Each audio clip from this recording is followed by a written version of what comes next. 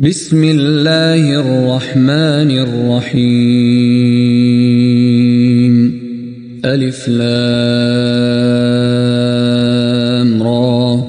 كتاب أحكمت آياته ثم فصلت من لدن حكيم خبير ألا تعبدوا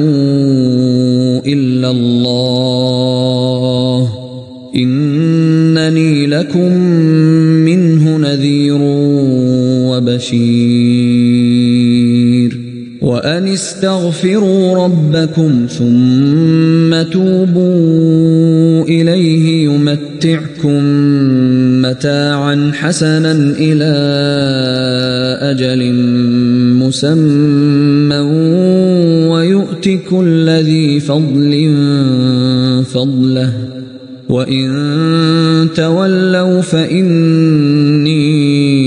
أخاف عليكم عذاب يوم كبير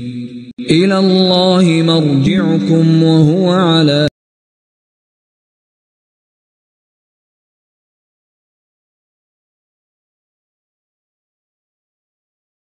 كل شيء قدير ألا إنهم يثنون صدورهم ليستخفوا منه ألا حين يستغشون ثيابهم يعلم ما يسرون وما يعلنون إنه عليم بذات الصدور وما من دابة في الأرض إلا على الله رزقها ويعلم مستقرها ومستودعها كل في كتاب مبين وهو الذي خلق السماوات والأرض في 6 أيام وكان عرشه على الماء ليبلوكم أيكم أحسن عملا ولئن قلت إنكم مبعوثون من بعد الموت ليقولن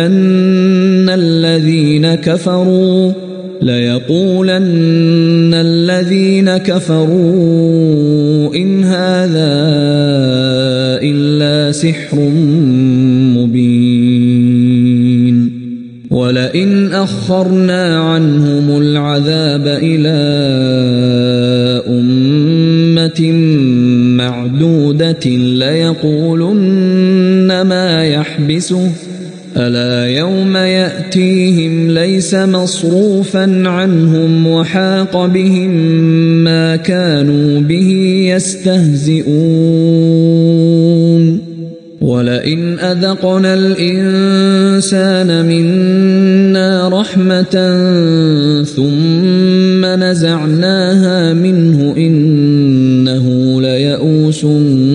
كفور ولئن أذقناه نعماء بعد ضراء مسته ليقولن ذهب السيئات عني إنه لفرح فخور إلا الذين صبروا وعملوا الصالحات أولئك لهم مغفرة وأجر كبير فلعلك تارك بعض ما يوحى إليك وضائق به صدرك أن يقولوا لولا أنزل عليه كنز أو جاء معه ملك إنما أنت نذير والله على كل شيء وكيل أم يقولون افتراه قل فأتوا بعشر سور مثله مفتريات وادعوا من استطعتم من دون الله إن كنتم صادقين فإن لم يستجيبوا لكم فاعلموا أنما أنزل بعلم الله وأن لا إله إلا هو فهل أنتم مسلمون من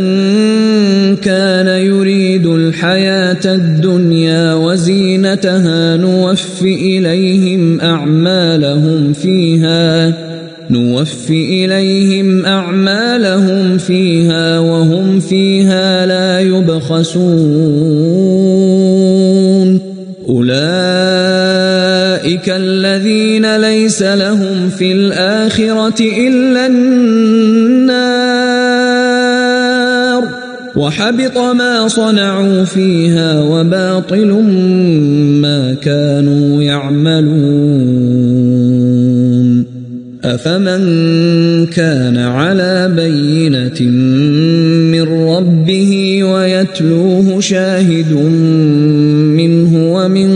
قبله كتاب موسى إماما ورحمة أولئك يؤمنون به ومن يكفر به من الأحزاب فالنار موعده فلا تك في مرية منه إنه الحق من ربك ولكن أكثر الناس لا يؤمنون ومن أظلم ممن افترى على الله كذبا أولئك يعرضون على ربهم ويقول الأشهاد هؤلاء الذين كذبوا على ربهم ألا لعنة الله على الظالمين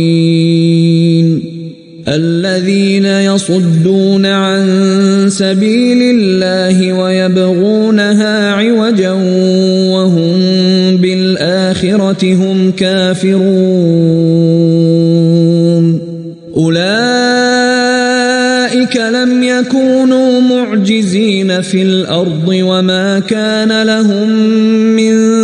دون الله من أولياء يضاعف لهم العذاب ما كانوا يستطيعون السمع وما كانوا يبصرون أولئك الذين خسروا أنفسهم وضل عنهم ما كانوا يفترون لا جرم أنهم في الآخرة هم الأخسرون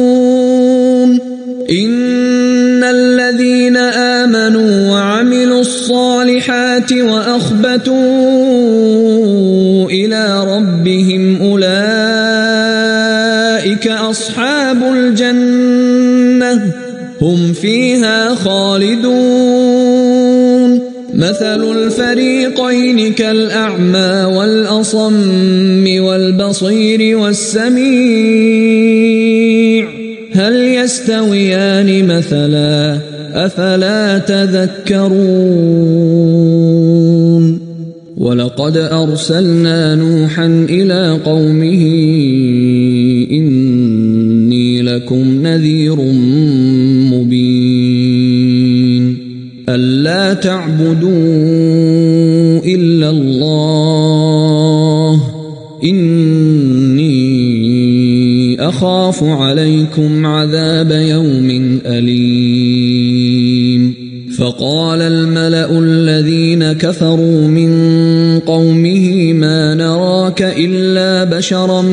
مثلنا وما نراك اتبعك إلا الذين هم أراذلنا بادي الرأي وما نرى لكم علينا من فضل وما نرى لكم علينا من فضل بل نظنكم كاذبين قال يا قوم أرأيتم إن كنت على بينة من ربي وآتاني رحمة من عنده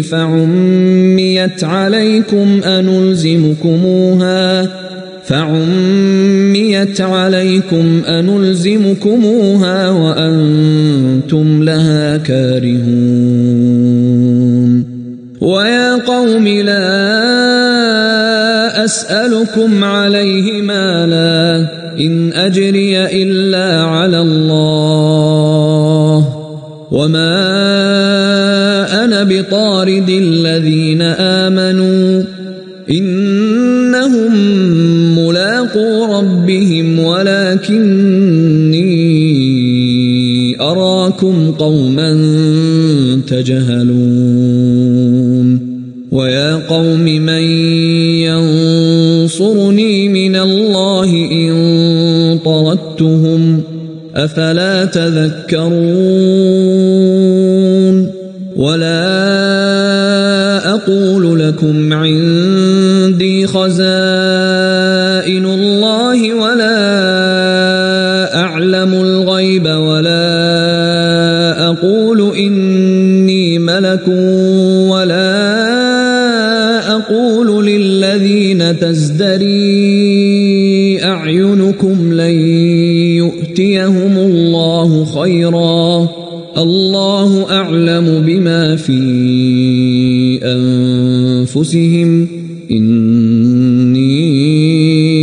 إذا لمن الظالمين قالوا يا نوح قد جادلتنا فأكثرت جدالنا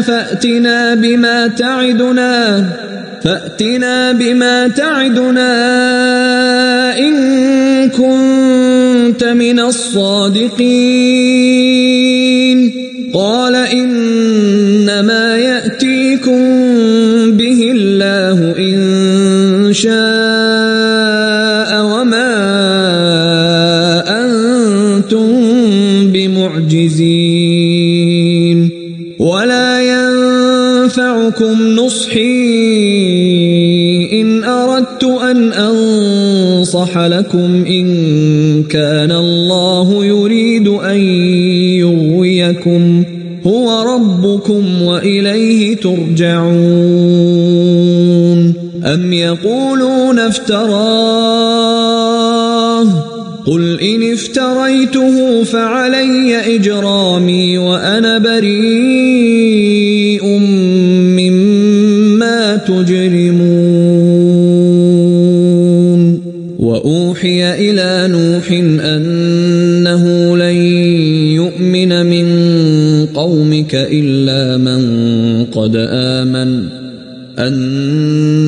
لن يؤمن من قومك إلا من قد آمن فلا تبتئس بما كانوا يفعلون واصنع الفلك بأعيننا ووحينا ولا تخاطبني في الذين ظلموا إنهم مغرقون ويصنع الفلك وكلما مر عليه ملأ من قومه سخروا منه قال إن تسخروا منا فإنا نسخر منكم كما تسخرون فسوف تعلمون من يأتيه عذاب يخزيه ويحل عليه عذاب مقيم حتى إذا جاء أمرنا وفارت النور قل نحمل فيها من كل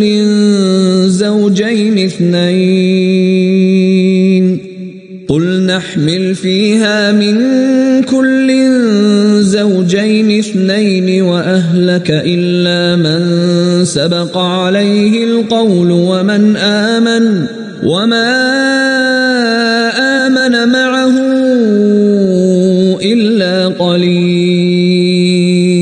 وقال اركبوا فيها بسم الله مجريها ومرساها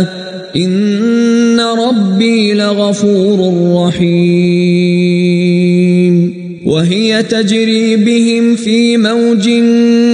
كالجبال ونادى نوح ابنه وكان في معزل يا بني اركب معنا ولا تكن مع الكافرين قال سآوي إلى جبل يعصمني من الماء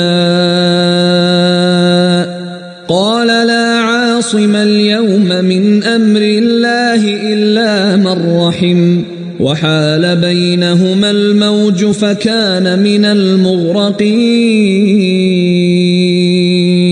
وقيل يا أرض ابلعي ماءك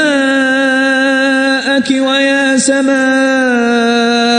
أقلعي وغيض الماء وقضي الأمر واستوت على الجودي وقيل بعدا للقوم الظالمين ونادى نوح ربه فقال رب إن ابني من أهلي وإن وعدك الحق وأنت أحكم الحاكمين قال يا نوح إنه ليس من أهلك إنه عمل غير صالح فلا تسألني ما ليس لك به علم إني أعظك أن تكون من الجاهلين قال رب إني أعوذ بك أن أسألك ما ليس لي به علم وإلا تغفر لي وترحمني أكن من الخاسرين قيل يا نوح اهبط بسلام منا وبركات عليك وعلى ممن معك وأمم سنمتعهم ثم يمسهم منا عذاب أليم تلك من أنباء الغيب نوحيها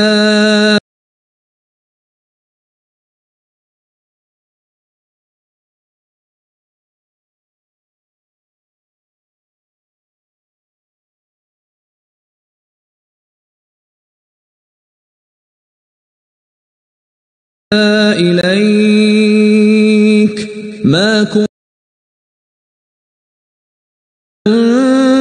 تعلمها أنت ولا قومك من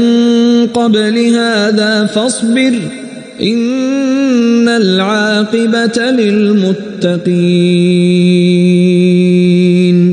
وإلى عاد أخاهم هودا قال يا قوم اعبدوا الله ما لكم من إله غيره إن أنتم إلا مفترون يا قوم لا أسألكم عليه أجرا إن أجري إلا على الذي فطرني أفلا تعقلون ويا قوم استغفروا ربكم ثم توبوا إليه يرسل السماء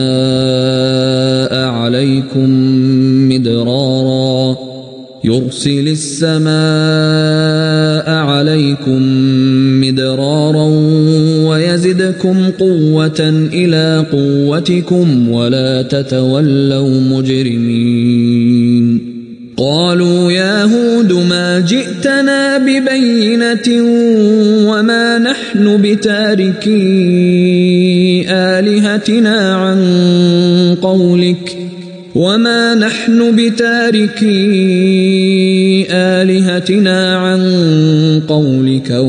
نحن لك بمؤمنين إن نقول إلا اعتراك بعض آلهتنا بسوء قال إني أشهد الله واشهدوا أني بريء مما تشركون من دونه فكيدوني جميعا ثم لا تنظرون إني توكلت على الله ربي وربكم ما من دابة إلا هو آخذ بناصيتها إن ربي على صراط مستقيم فإن تولوا فقد أبلغتكم ما أرسلت به إليكم ويستخلف ربي قوما غيركم ولا تضرونه شيئا إن ربي على كل شيء حفيظ ولما جاء أمرنا نجينا هودا والذين آمنوا معه برحمة منا ونجيناهم من عذاب غليظ وتلك عاد جحدوا بآيات ربهم وعصوا رسله واتبعوا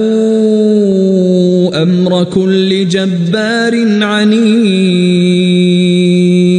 وأتبعوا في هذه الدنيا لعنة ويوم القيامة ألا إن عادا كفروا ربهم ألا بعدا لعاد قوم هود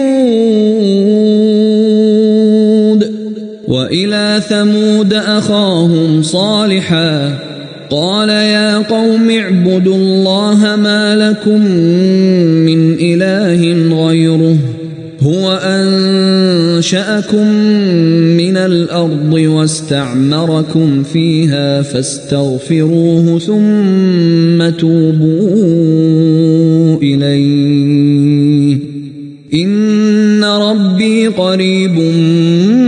مجيب قالوا يا صالح قد كنت فينا مرجوا قبل هذا أتنهانا أن نعبد ما يعبد آباؤنا وإننا لفي شك مما تدعونا إليه مريب قال يا قوم أرأيتم إن كنت على بينة من ربي وآتاني منه رحمة فمن ينصرني من الله إن عصيته فما تزيدونني غير تخسير ويا قوم هذه ناقة الله لكم آية فذروها تأكل في أرض الله ولا تمسوها بسوء فيأخذكم عذاب قريب فعقروها فقال تمتعوا في داركم 3 أيام ذلك وعد غير مكذوب فلما جاء أمرنا نجينا صالحا والذين آمنوا منا ومن خزي يومئذ إن ربك هو القوي العزيز وأخذ الذين ظلموا الصيحة فأصبحوا في ديارهم جاثمين كأن لم يغنوا فيها ألا إن ثمود كفروا ربهم ألا بعدا لثمود ولقد جاءت رسلنا إبراهيم بالبشرى قالوا سلاما قال سلام فما لبث أن جاء بعجل حنيذ فلما رأى أيديهم لا تصل إليه نكرهم وأوجس منهم خيفة قالوا لا تخف إنا أرسلنا إلى قوم لوط وامرأته قائمة فضحكت فبشرناها بإسحاق ومن وراء إسحاق يعقوب قالت يا ويلتى أألد وأنا عجوز وهذا بعلي شيخا إن هذا لشيء عجيب قالوا أتعجبين من أمر الله رحمة الله وبركاته عليكم أهل البيت إنه حميد مجيد فلما ذهب عن إبراهيم الروع وجاءته البشرى يجادلنا في قوم لوط إن إبراهيم لحليم أواه منيب يا إبراهيم أعرض عن هذا إنه قد جاء أمر ربك وإنهم آتيهم عذاب غير مردود ولما جاءت رسلنا لوطا سيء بهم وضاق بهم ذرعا وقال هذا يوم عصيب وجاءه قومه يهرعون إليه ومن قبل كانوا يعملون السيئات قال يا قوم هؤلاء بناتي هن أطهر لكم فاتقوا الله ولا تخزون في ضيفي أليس منكم رجل رشيد قالوا لقد علمت ما لنا في بناتك من حق وإنك لتعلم ما نريد قال لو أن لي بكم قوة أو آوي إلى ركن شديد قالوا يا لوط إنا رسل ربك لن يصلوا إليك فأسر بأهلك بقطع من الليل ولا يلتفت منكم أحد إلا امرأتك إنه مصيبها ما أصابهم إن موعدهم الصبح أليس الصبح بقريب فلما جاء أمرنا جعلنا عاليها سافلها وأمطرنا عليها حجارة من سجيل منضود منضود مسومة عند ربك وما هي من الظالمين ببعيد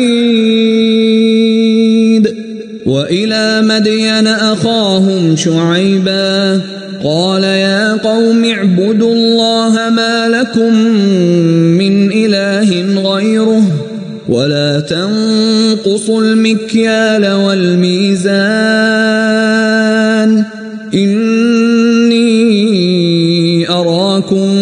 بخير وإني أخاف عليكم عذاب يوم محيط ويا قوم أوفوا المكيال والميزان بالقسط ولا تبخسوا الناس أشياءهم ولا تعثوا في الأرض مفسدين بقية الله خير لكم إن كنتم مؤمنين وما أنا عليكم بحفيظ قالوا يا شعيب أصلاتك تأمرك أن نترك ما يعبد آباؤنا أو أن نفعل في أموالنا ما نشاء إنك لأنت الحليم الرشيد قال يا قوم أرأيتم إن كنت على بينة من ربي ورزقني منه رزقا حسنا وما أريد أن أخالفكم إلى ما أنهاكم عنه إن أريد إلا الإصلاح ما استطعت وما توفيقي إلا بالله عليه توكلت وإليه أنيب ويا قوم لا يجرمنكم شقاقي أن يصيبكم مثل ما أصاب قوم نوح أو قوم هود أو قوم صالح وما قوم لوط منكم ببعيد واستغفروا ربكم ثم توبوا إليه إن ربي رحيم ودود قالوا يا شعيب ما نفقه كثيرا مما تقول وإنا لنراك فينا ضعيفا ولولا رهطك لرجمناك وما أنت علينا بعزيز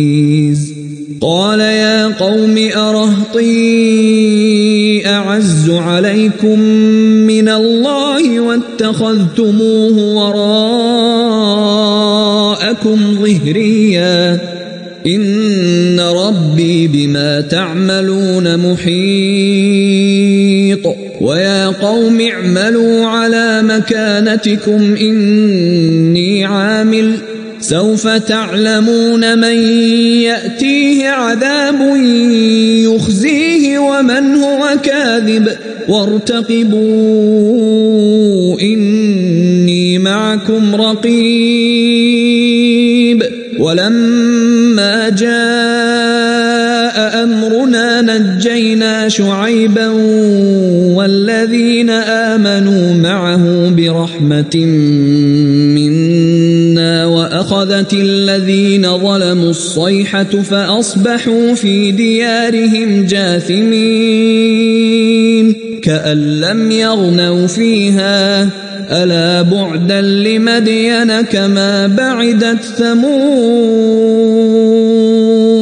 ولقد أرسلنا موسى بآياتنا وسلطان مبين إلى فرعون وملئه فاتبعوا أمر فرعون وما أمر فرعون برشيد يقدم قومه يوم القيامة فأوردهم النار وبئس الورد المورود وأتبعوا في هذه لعنة ويوم القيامة بئس الرفد المرفود ذلك من أنباء القرى نقصه عليك منها قائم وحصيد وما ظلمناهم ولكن ظلموا أنفسهم فما أغنت عنهم آلهتهم التي يدعون من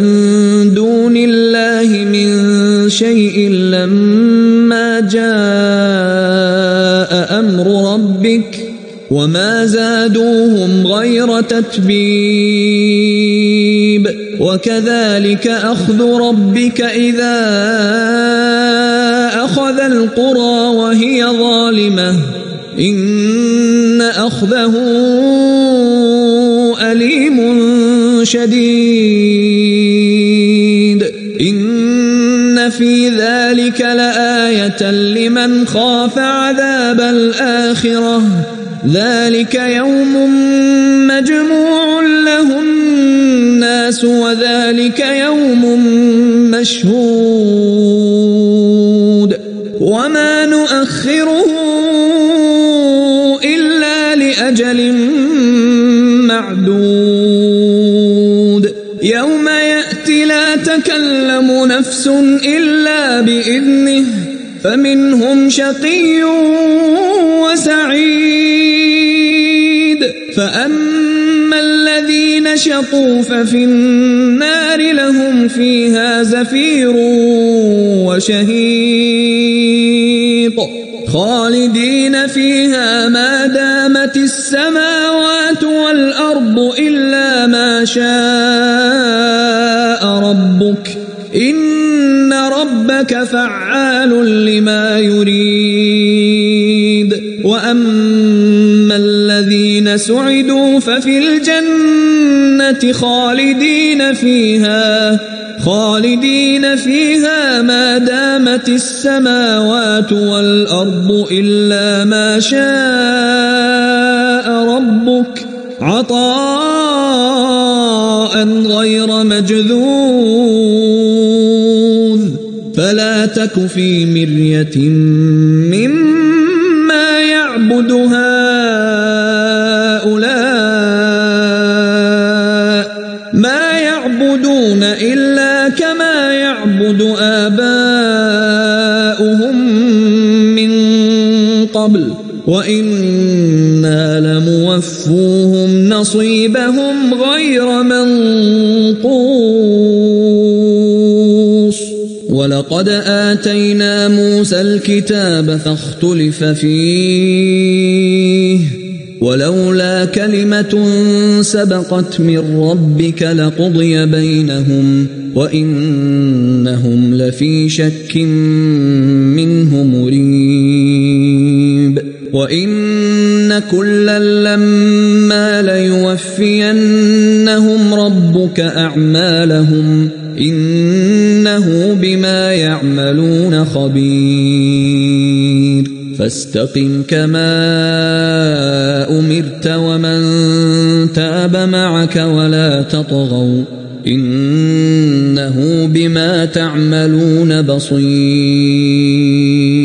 ولا تركنوا إلى الذين ظلموا فتمسكم النار وما لكم من دون الله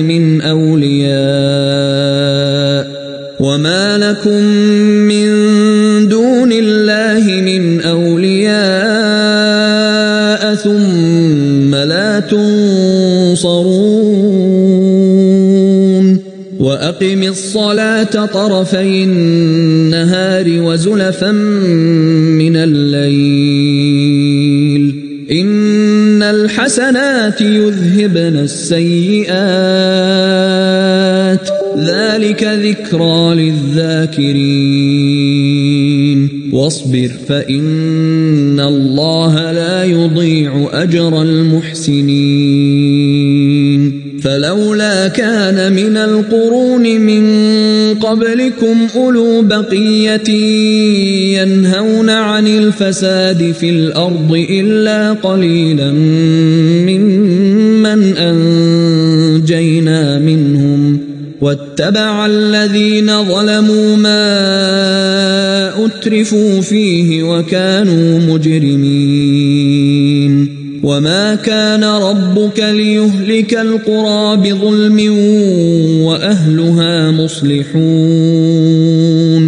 ولو شاء ربك لجعل الناس أمة واحدة ولا يزالون مختلفين إلا من رحم ربك ولذلك خلقهم وتمت كلمة ربك لأملأن جهنم من الجنة والناس أجمعين وكلا نقص عليك من أنباء الرسل ما نثبت به فؤادك وجاءك في هذه الحق وموعظة وذكرى للمؤمنين وقل للذين لا يؤمنون اعملوا على مكانتكم إنا عاملون وانتظروا إنا منتظرون ولله غيب السماوات والأرض وإليه يرجع الأمر كله فاعبده وتوكل عليه وما ربك بغافل عما تعملون